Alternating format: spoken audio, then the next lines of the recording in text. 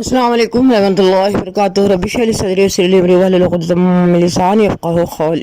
بسم اللہ الرحمن الرحیم۔ اللہ سبحانہ تعالیٰ نے ہمیں یہ قیمتی زندگی امانت کے طور پر دی ہے۔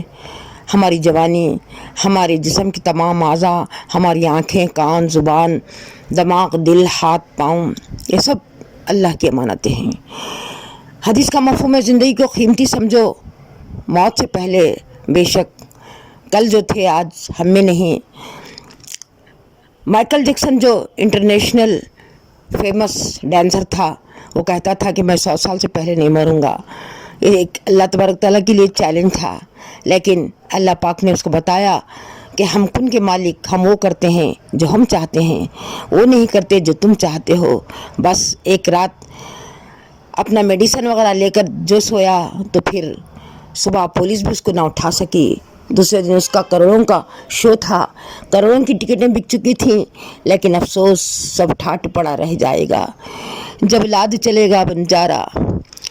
جوانی کو غنیمت سمجھو بڑھاپے سے پہلے، بے شک جوانی بہت قیمتی سرمایہ ہے، لیکن آج جوانی میں یہ کہتے ہوئے لڑکے لڑکیاں موج مستی کرتے ہیں کہ ابھی تو ہماری جوانی ہے، کل کو جب ہم دادی نانی کی عمر کو پہنچیں گے، بالوں میں سفیدی آ جائے گی، آنکھوں پہ چشمہ لگ جائے گا، کمر جھک جائے گی، جسم کمزور ہو جائے گا، تب ہم تصویر لے کر کونے میں بیٹھ جائیں گے۔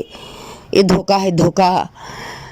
اللہ پاک کسی کو اتنا موقع نہیں دیتے کہ بڑھاپا آئے۔ کبھی کبھی جوانی میں ڈور کٹ جاتی ہے، دادا رہتا ہے اور پوتا چلا جاتا ہے۔ اس لیے آج کو غنیمت سمجھے، آج کی نماز کو کل پر نہ چھوڑے، صحت کو غنیمت سمجھو بیماری سے پہلے۔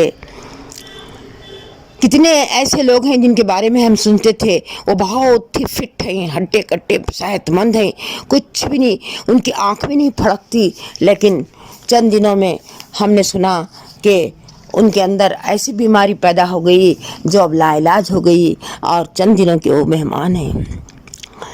فراغت کو غنیمت سمجھو مشغولیت سے پہلے، بے شک اللہ پاک فراغت کو آدمی مشغولیت میں اپنے آپ کو ایسا مصروف کر دیتا ہے کہ اللہ کے حکموں کو بھول جاتا ہے۔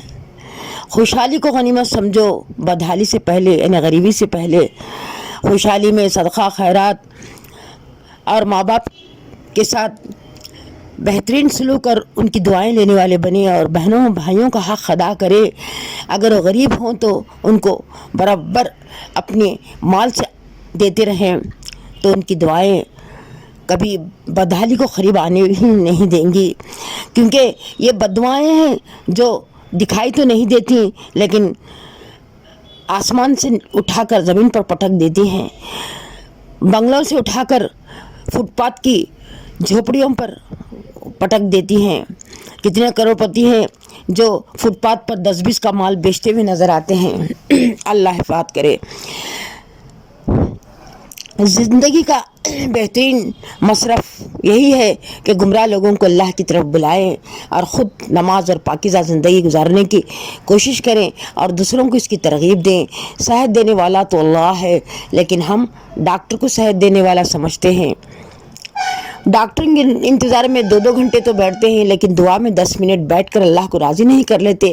اگر یہ محنت کریں گے تو انشاءاللہ بیماری ہمارے بدن سے کٹ جائے گی۔ ہم دیکھتے ہیں چاند آسمان پر ہے، لیکن اس کا عکس تالاب کے پانی میں نظر آ رہا ہے، اور ہم اس کو پکڑنے پانی میں ڈبکیاں لگاتے ہیں۔ کیا یہ بے خوفی نہیں کہ فجر کی نماز چھوڑ کر دکان کو چلے جاتے ہیں اور نوکری میں تیاری کرتے ہیں، تو وہ ایسے ہیں جیسے تالاب میں چاند کے عکس کو پکڑ رہے ہیں اور سوچ رہے ہیں کہ مجھے دکان اور نوکری سے فائدہ ملے گا اور میں کماؤں گا، جبکہ رزق تو اللہ کے ہاتھ میں ہے، اور رزق آسمانوں سے اتارا جاتا ہے۔ رازق کو ناراض کر کے ہم غیر اللہ کی طرف دوڑ لگا رہے ہیں۔ اذان کی آواز پر ہماری دکانیں بند نہیں ہوتی، ہمارے گھر کے کام کاج نہیں چھوٹتے۔ کیوں؟ کیونکہ ہمیں دنیا کا فائدہ تو نظر آتا ہے، دنیا کی چیزوں میں نفع نظر آتا ہے، لیکن اللہ کو راضی کرنے میں اللہ کیا انعامات دیں گے، نہ ہم نے پڑھا نہ اس پر عمل کیا۔ نماز کو چھوڑ کر کمایا جانے والا روپیہ نحوستیں لائے گا، ہزاروں کا بیڈ ہوگا لیکن نیند نہیں ہوگی، بہترین کھانے کی ڈشز ہوں گی لیکن بھوک اللہ چھین لیں گے، کروڑوں میں بیٹی کا نکاح کریں گے لیکن چند ماہوں میں یا تو طلاق ہوگی یا اولاد نہ دے کر اللہ پاک بتا دیں گے کہ خوشیاں تو ہم دیتے ہیں، پیسوں سے خوشیاں نہیں خریدی جاتی۔ اللہ کو ناراض کر کے کمائے جانے والا مال پریشانیاں لائے گا، نحوستیں لائے گا، اس لیے اس مال میں اپنوں کا بھی حصہ رکھیں، پڑوسیوں کا بھی اور مسکینوں کا بھی۔ اللہ مجھے اور آپ کو عمل کی توفیق عطا کرے اور اللہ کو راضی کرنے والا بنائے، آمین یا رب العالمین۔